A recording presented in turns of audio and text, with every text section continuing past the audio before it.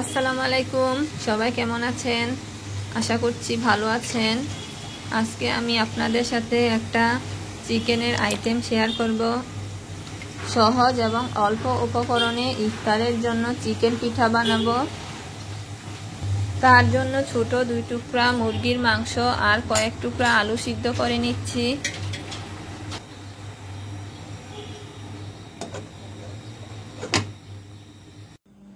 পিঠা বানানোর জন্য 2 টুকরা মাংসের সাথে 4-5 টুকরা আলু নিয়েছি।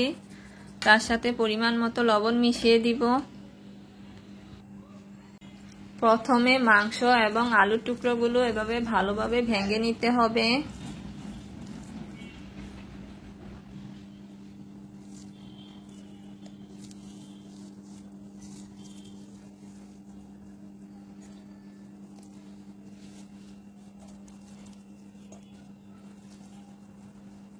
মাংস এবং আলুগুলো ভালোভাবে মিশিয়ে মাখিয়ে নিতে হবে।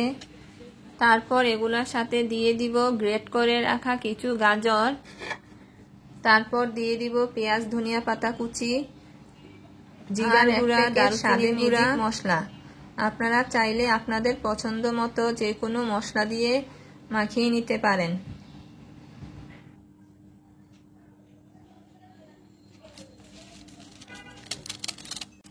আমি এতে অল্প পরিমাণে কাঁচামরিচ কুচি দিয়ে দিব, কারণ তাসমিম বেশি ঝাল খেতে পারে না। আপনারা আপনাদের ঝাল অনুযায়ী শুকনা মরিচের গুঁড়া এবং আরও বেশি কাঁচামরিচ মিশিয়ে নিতে পারেন।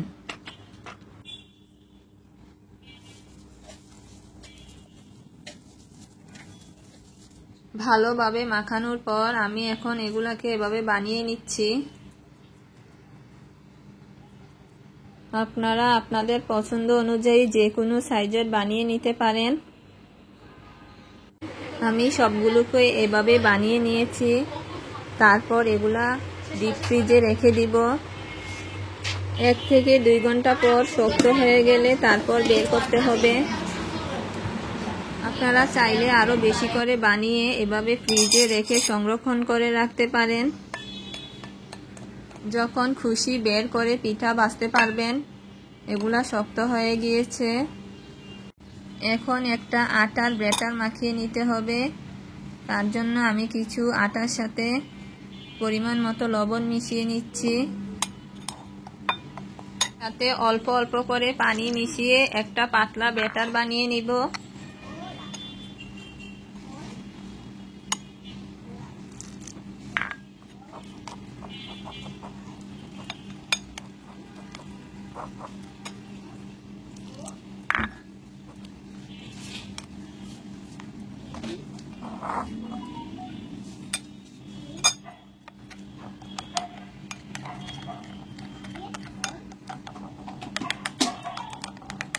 আর লাগবে কিছু ব্রেড ক্রাম্ব।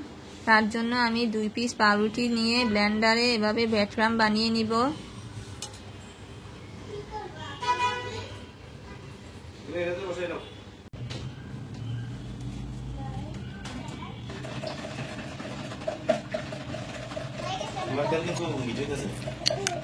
তারপর এভাবে আটার ব্যাটারে দিয়ে ব্রেড ক্রাম্ব দিয়ে কুট করে নিব।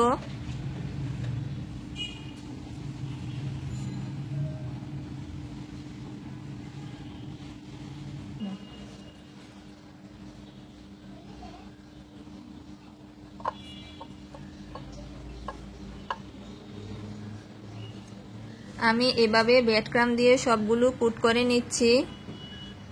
তার মধ্যে তেলও গরম দিয়ে দিয়েছি।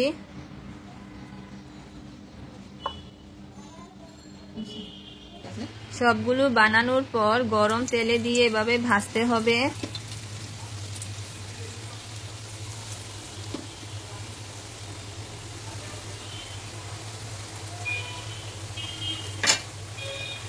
এই যে আমি আগে একটা ভেজে রেখেছিলাম।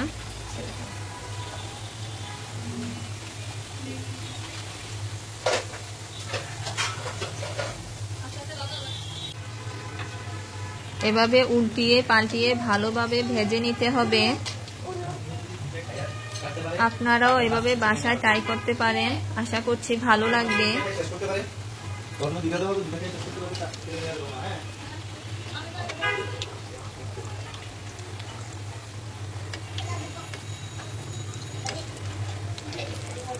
এই তো হয়ে গেল একটা ইফতার আইটেম, মজাদার চিকেন পিঠা। আমি একটা ভেঙে দেখিয়ে দিচ্ছি উপরের লেয়ারটা কতটা ক্রিস্পি হয়েছে। ভালো লাগলে সবাই লাইক, কমেন্টস ও শেয়ার করবেন। আল্লাহ হাফেজ।